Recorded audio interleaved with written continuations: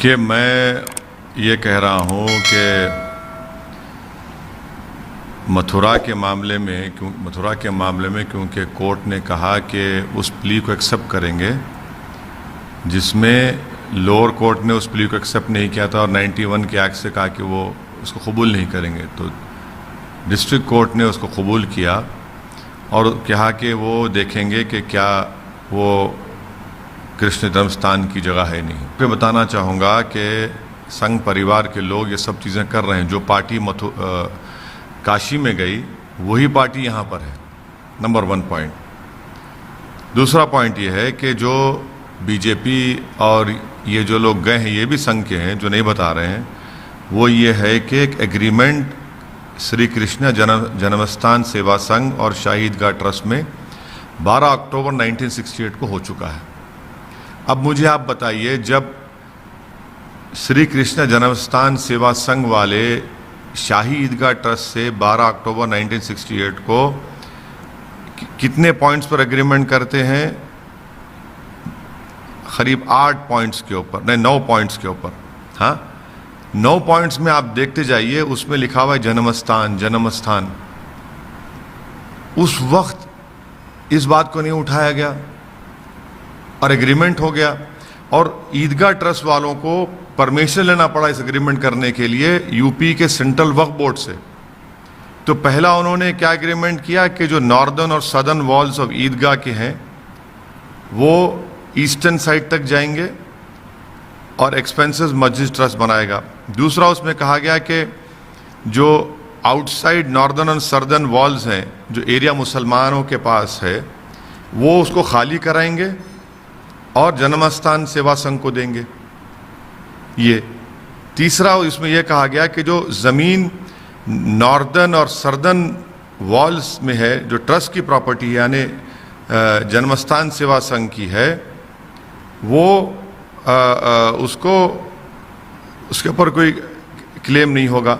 हाँ, तीसरा उसमें कहा है कि वेस्ट और नॉर्दर्न कॉर्नर जो ईदगाह की कुचरी कुर्सी का ज़मीन का हिस्सा है जो सेवा संघ के पास था, तो ट्रस्ट उसको एक्वायर करेगा और ट्रस्ट की प्रॉपर्टी होगा। फिर जो वहाँ पर एक मलबा था, कंट्रोवर्शियल मलबा सदर्न साइड के ऊपर, और एक दूसरे पर केसेस फाइल कर लिए, तो क्या कहा गया उसमें कि ये पोर्शन जो मलबे का है ये सेवा संघ का रहेगा।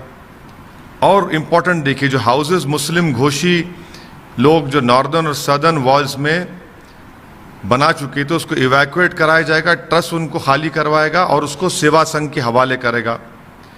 उसमें साथ ही साथ ये भी कहा गया कि ईदगाह ट्रस्ट अपने दरवाजे, अपने विंडोज़, पिंजरीज, वाटर आउटलेट, परनाला, हाँ, उसको आप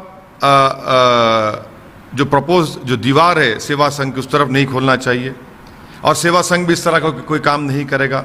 छठा उसमें कहा गया कि जो परनाले हैं ईदगाह से जो निकलकर वेस्टवर्ड जाते जन्मस्थान, अब लिखिए लफ्ज़ जन्मस्थान लिखा हुआ गया है, वो उसको हटाया जाएगा और ईदगाह की तरफ उसको मोड़ दिया जाएगा पाइपिंग के जरिए, और एक्सपेंसेस उसके उठाएगा सेवा संघ। और जब ये पाइपलाइन का काम होगा तो सेवा जन्मस्थान का एक नुमाइंदा वहाँ पर खड़ा रहेगा। तो वैसे ये जो रेलवे का लैंड जो ईदगाह के नॉर्दर्न और सदर्न वॉल्स के सामने है, जो जन्मस्थान उसको एक्वायर करेगा, जन्मस्थान उसको एक्वायर करने के बाद उसको ट्रांसफ़र करेगा ट्रस्ट को, ये तक तय हुआ। फिर 8वां पॉइंट उसमें कहा गया कि जो पोर्शन ऑफ लैंड जो कुच्ची कुर्सी ईस्टर्न साइड पर है, जो मैप में दिखाया गया, और जो वेस्ट नॉर्दर्न कॉर्नर पर है, जो सेवा संघ ने ट्रस्ट के रास्ते छोड़ दिया, और एक दूसरे के खिलाफ जो केसेस हैं वो विड्रॉ करेंगे अकॉर्डिंग टू अबव एग्रीमेंट। यानी ये सब आपने तय किया, साइन किया 68 में, और 50 साल के बाद, बल्कि 54 ईयर्स के बाद आप अचानक उसको निकालते हैं।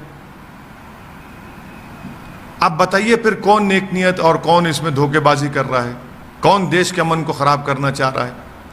जब दोनों पक्ष मिलकर बैठकर बात कर लिए, एग्रीमेंट कर लिए, क्या उस वक्त श्री कृष्णा जन्मस्थान सेवा संघ को ये बातें नहीं मालूम थी जो आज ये लोग उठा रहे हैं?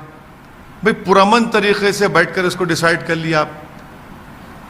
जो अब कोर्ट का ऑर्डर आया है वो भी 1991 एक्ट के खिलाफ है, वो भी सुप्रीम कोर्ट की जजमेंट के खिलाफ है।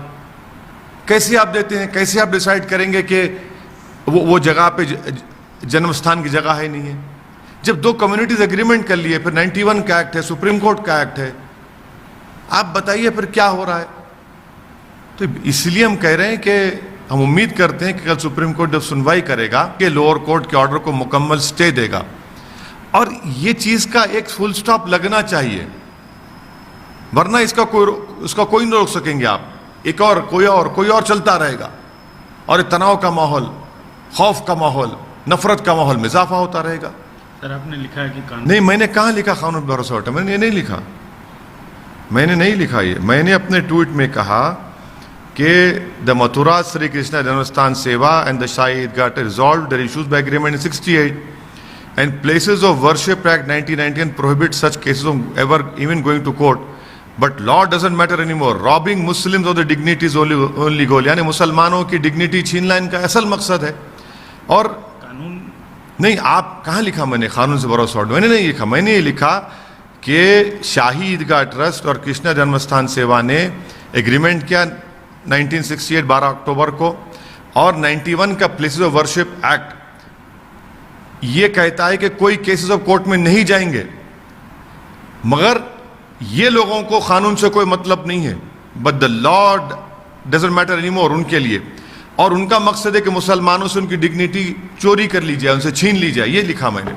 सर ज्ञानवापी वाले मसले में जो मिश्रा जी थे, हालांकि उन्होंने ऑफिशियल कुछ नहीं बोला है, लेकिन एक रिपोर्ट लीक, आप मेरे को बताइए कि कोर्ट को रिपोर्ट पेश नहीं होती। नंबर 1, जिस सर्वे की मुखालिफत इंतजामिया कमेटी ने की, जिस कमिश्नर के अपॉइंटमेंट की मुखालिफत इंतजामिया कमेटी ने की, तो इंतजामिया कमेटी की मुखालिफत करना सही साबित हुआ नहीं हुआ? जिसको पिटिशनर ने कहा कि इसको बना दो, जिसको इंतजामिया कमेटी कहा कि इसको मत बनाइए, सर्वे मत कराइए, उसी ने रिपोर्ट लीक कर दी, और पूरे टीवी चैनल्स पर उस रिपोर्ट को दिखाया जा रहा है, और कल कोर्ट, सुप्रीम कोर्ट उसमें अपना फैसला सुनाने वाला है। तो क्या मजाक हो रहा है? कोई बताइए आप, कैसे बगैर कोर्ट को, लोअर कोर्ट को रिपोर्ट दिए मीडिया के पास रिपोर्ट कैसे चले गई? इंतजामिया कमेटी के पास रिपोर्ट नहीं है, कैसे रिपोर्ट चलेगी? आखिर आप बताना क्या चाह रहे हैं? सर आप क्या उम्मीद करते हैं जो कोर्ट से क्या? नहीं, हम देखिए, हम तो कोर्ट उसकी क्या फैसला करेगा वो तो सुप्रीम कोर्ट तय करेगा। हमारा प्रेयर सिर्फ यही है कि लोअर कोर्ट के जो ऑर्डर हुआ है उस पर मुकम्मल इंसाफ करे, बैलेंस करने की कोई जरूरत नहीं है। यही तो प्रेयर है सुप्रीम कोर्ट में। सर एक और मामला सामने आया, ने लेटर लिखा है बाकायदे कि जामा मस्जिद की सीढ़ियों के नीचे हिंदू देवी देवताओं की मूर्तियां हैं, और प्रधानमंत्री को पत्र लिखा है हिंदू महासभा। नहीं, ये इसीलिए तो मैं कह रहा हूं ना कि ये दीवानगी रुकने वाली नहीं है, ये रुकने वाली नहीं है। ये कल आप कहेंगे कि मेरे घर के नीचे खोद दो, कल कहेगा अब तो ये तो कहा जा चुका है संघ परिवार की तरफ से कि हाजी अली की दरगाह के ताल्लुक से टीले वाली मस्जिद पर झगड़ा चल ही रहा है, इंदौर के मामलात में झगड़ा चल रहा है, हर जगह चलेगा।